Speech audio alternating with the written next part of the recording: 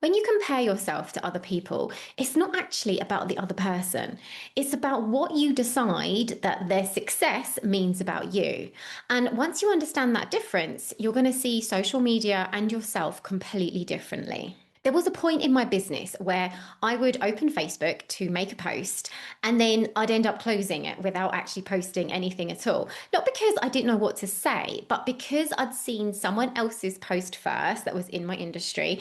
And without actually realizing it, I'd unconsciously already decided what that meant about me. Now, if you've ever looked at someone else's business online and thought, why can't I do that? Why are they so much further ahead than me? What am I doing wrong? Then stay with me because what's actually happening is not what you think. I'm going to show you exactly what's happening in that moment, why it's not really about the other person at all, and the three-step process that finally got me out of doing it. Now, I have another business, right? I have a dog training business that I've had since 2009. And when I first started, I compared myself to everyone, right? I'd have an idea for a post, I'd be ready to put something out there, and then I'd go onto Facebook, start scrolling, and I'd see another dog trainer's post.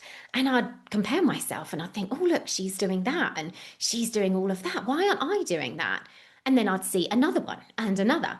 And before I knew it, half an hour would disappear and I'd actually close the Facebook app without actually posting anything at all. Now, you might think the problem was Facebook or that I just didn't have much confidence back then, but there's something else going on. Psychologists call this upward social comparison, where you're measuring yourself against someone that you see as doing better than you. Now, in the 1950s, a psychologist called Leon Festinger found something important. He found that when we don't have a clear, objective way to measure how we are doing, we default to measuring ourselves against other people instead. Now, when you're self employed, when you've got your own business, you've got no one to tell you how well you are doing. So, this isn't a personal flaw, it's just what your mind does when it has nothing else to measure itself against. Sound familiar so far?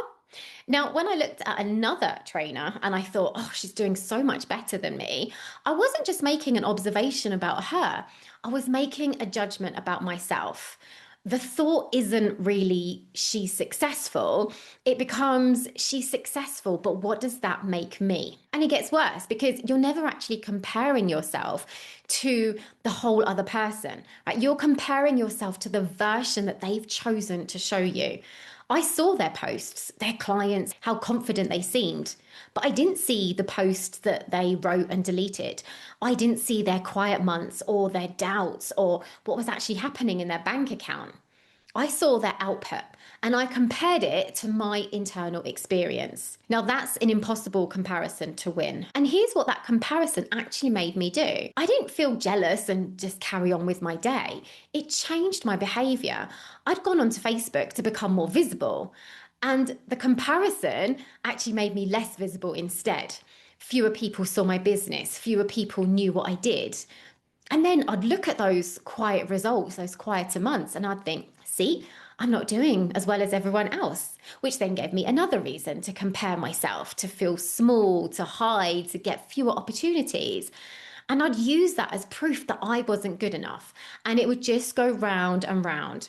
And that's the comparison trap. And I was in it for years. And here's why simply telling yourself to stop comparing doesn't work.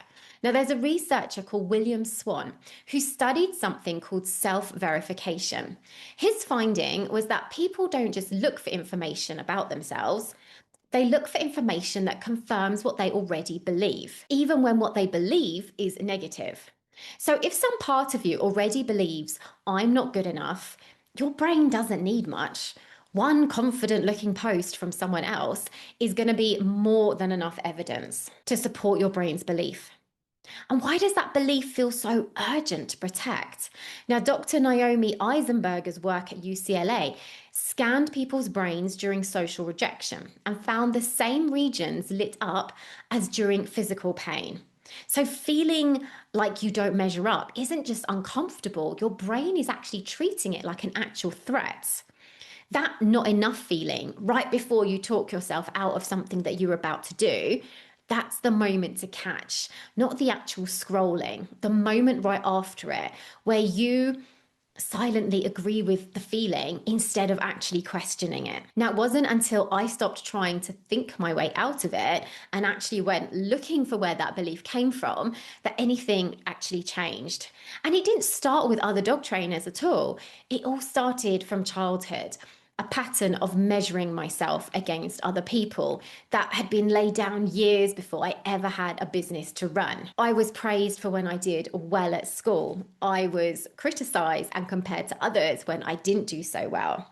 So that trigger was other dog trainers, but that belief was decades older than that. And that's what made the comparison so powerful.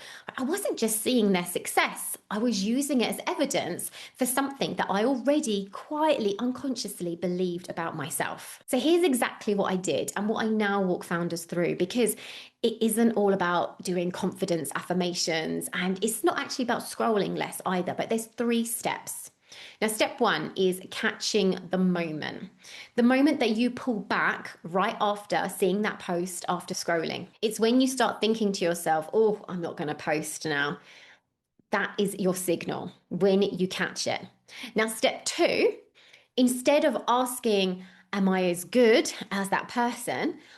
Ask, what am I making their success mean about me? Because it's rarely actually about the other person, all right? It's an old belief and it belongs to you. Now, step 3 is tracing where that meaning came from and going in and replacing it at the root cause. Not doing affirmations over it, but actually replacing and rewiring. So instead of saying things like, oh, I'm so behind, you can install something like, I'm just earlier in the process than them, right? And that's just information, right? They're on chapter 10. You're perhaps still on chapter 2. Now, once I did that, I stopped asking, am I as good as them? And started asking, am I better than what I was?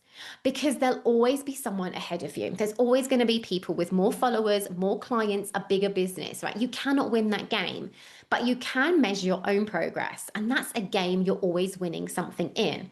Now, I did that work, right? I found where my belief actually started. And then once I had got rid of it, started rewiring a new belief, I built a really successful business because that old belief wasn't running my brain anymore. So next time you catch that pullback, the time you go on to post and then you almost post, all right, when you start comparing yourself to other people, perhaps that offer that you're second guessing, ask yourself, what are you making their success mean about you? All right. And most of us never ask that question.